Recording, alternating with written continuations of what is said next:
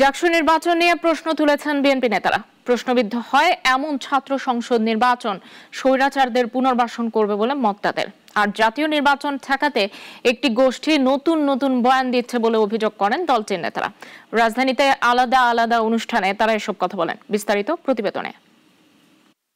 Diploma engineers association of Bangladesh এর নবনির্বাচিত আহ্বায়ক কমিটিকে সাথে নিয়ে বিএনপি নেতারা দলটির প্রতিষ্ঠাতার সমাধিতে শ্রদ্ধা নিবেদন করেন।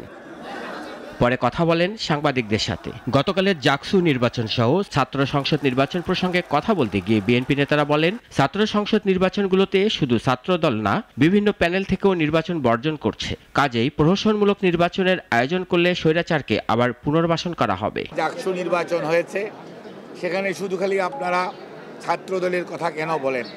সেখানে বিভিন্ন প্যানেল, স্বতন্ত্র প্রার্থী, ইভেন শিক্ষকরা পর্যন্ত নির্বাচন থেকে অনেকেই সরে দাঁড়িয়েছেন।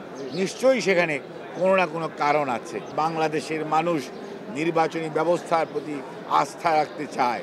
যারা এই সমস্ত বিষয়ে সংশ্লিষ্ট, তাদের উচিত হবে এমন কোনো নির্বাচন আয়োজন না করা যে নির্বাচন নিয়ে মানুষের মধ্যে প্রশ্ন আসবে। অন্যদিকে জাতীয় প্রেস ক্লাবে এক আলোচনা সভায় অংশ নিয়ে বিএনপি নেতারা গণতন্ত্র উত্তরণের জন্য নির্বাচনের বিকল্প নাই বলে জানান। ইলেকশন হলে জাতীয়তাবাদী শক্তি ভালো করবে, এটা যেন তারা মানতে পারছে না।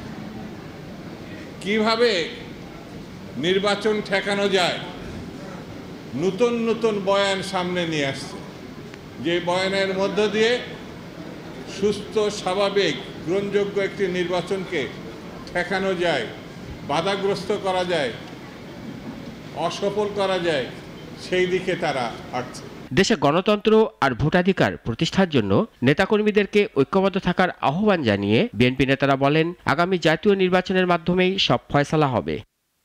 রাশেদুল কাদির, নাগরিক, ঢাকা।